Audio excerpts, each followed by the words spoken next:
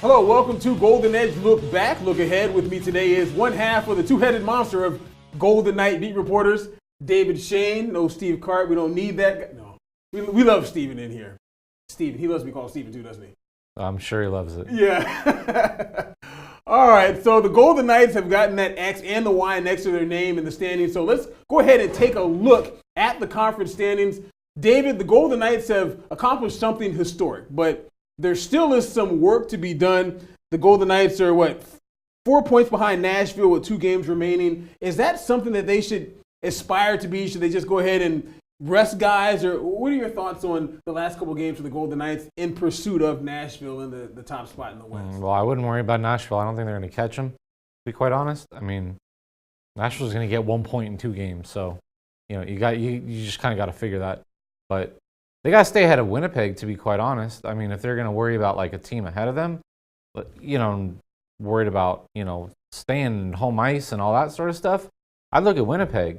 Let's go ahead and move along to taking a look ahead to what the Golden Knights have. As I've said, they have 2 games remaining, and the Predators have their 2 games remaining right here, in which you say they should be able to get 1 point. But we should also look at Winnipeg, which is a very good point. As far as the Golden Knights in their next couple games, they don't, I guess you said they do mean a lot. So what kind of problems do these teams present? Obviously, these are 2 teams that are not going to get into the playoffs, but I'm sure they would love to play spoiler. Yeah, that they present that problem.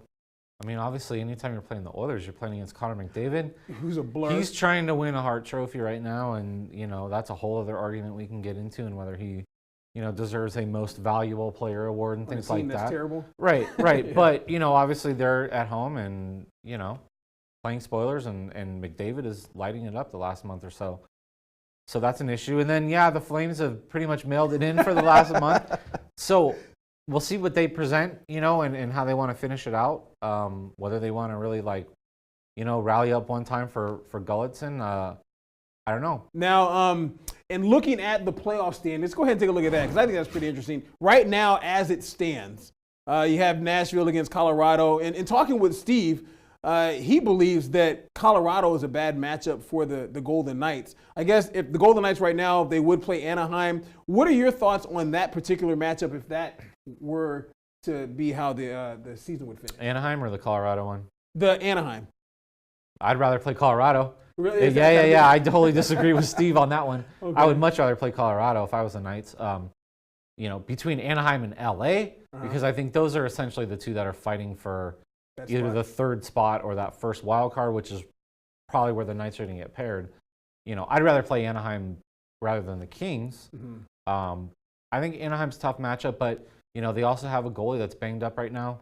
I gotcha. And taking a look at that same graphic one more time, and looking at some of the pairings that they have, even though it's probably going to end up looking completely different by the time the playoffs start, which one of these lower seeds or underdogs do you think has the best chance of upsetting the team and on top? Because as you know, like I know, in hockey, it doesn't matter as much as far as home ice and which team is lower or higher. You see 8s beating 1s all the time. Yeah, I mean, I think it still matters. To be quite honest, I think anybody that plays the Knights is going to be less of an underdog than maybe the other series.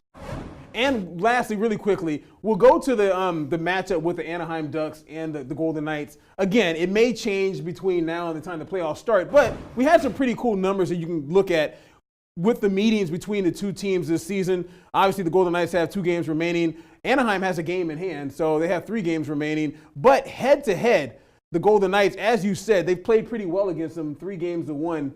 So if you're the Golden Knights and you're looking at Anaheim, let's just say that that's the team they're going to play, you're probably pretty confident going into that series, aren't you? Yeah, I mean, much more so than, say, if they played Minnesota, who they hadn't beat. Goodness gracious, yeah. So in that regard, they've played well. As long as I think that series, if that's what we see, yes, that just becomes a clash of styles.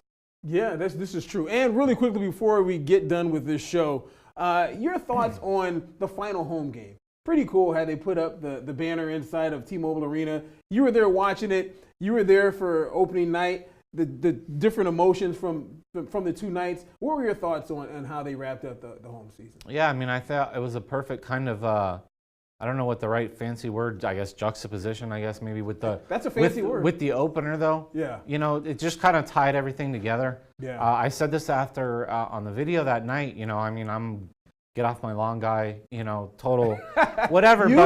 But I was and Steve? Yeah, but even, you know, I mean, I kind of had stood early for the national anthem. I wasn't totally prepared for everything that was going on.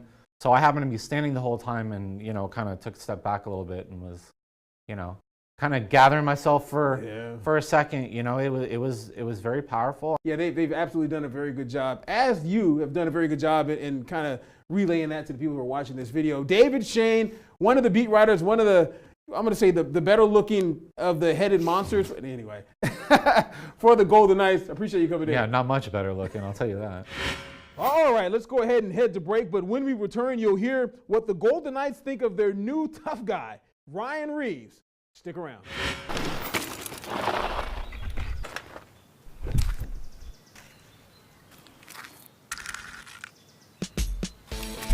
The Toyota RAV4, it's up for anything. Toyota, let's go places. Let's go be spontaneous. Let's go out of our comfort zone. Let's go make the most of it in the Toyota Corolla. Toyota, let's go places. Ryan Reaves, the Golden Knights forward, was most impactful player in the Golden Knights 4-0 win over Calgary when he lit up TJ Brodie. Still, the best quote I've heard regarding Reaves, Alex Tuck said he was speaking to Colin Miller when he heard of the news of Reaves being traded to the Golden Knights, and Colin said, well, I just got 3 inches taller. Of course you did when you got that tough guy behind you. Here's what other Golden Knights have said of Reaves' brawn and skill. It's real nice, you know, he's definitely one of the tougher guys in the league, and, you know, he can skate, he can make plays, you know, he's definitely a game changer. Like, you know, the game the other night, he had a big hit, and, you know, that kind of propelled our own confidence, and, you know, we broke out with a couple goals right after that, so I feel like, you know, in situations like that, you can see what kind of plays he can make and, you know, how impactful he is on a game. Like when he goes like into a situation, guys do not want the puck, so they just get rid of it, and then that make my game quite easy, to be honest. I just, all right, his stick is this way, he's coming with his body, you know the guys is not going to try to make a play, the puck's going to go around, and I just have to read it and win it. So it's make the game kind of simple. Does it surprise you that guys don't want to drop gloves with him? I mean, guys that are used to fighting, you know what I mean? It doesn't surprise me at all. I can, you know, if I was a fighter, I definitely, you know, wouldn't want to fight with him. He's a tough, strong guy, and you know, he just has that aura about him out there, and I think that's good. That's good to have, and good to have on your own team. He's the best at what he do, and we have him on our side, and definitely is fun for that. That's probably like one of the best part for me, that to play with a guy like him is that, you know, like it's easy to understand what he's doing, and then easy to understand that the other opponents are so stressed when he's coming that, okay, they're gonna get rid of the puck. So if you're smart enough, you should be able to win a lot of pucks. It's a hard job that he has, and I think he's doing it really well right now, and definitely fun to see him get rewarded offensively. Well, William Karlsson echoed all of those comments, saying nobody wants to drop the gloves with Reaves, but Big Willie and even Alex Tuck added Ryan is not just a fighter, he's skilled as well. We'll see if those skill sets will be effective come playoff time. So thanks to David Shane for joining us. I'm Brian Simon with Golden Edge. Look back, look ahead. We'll see you next time.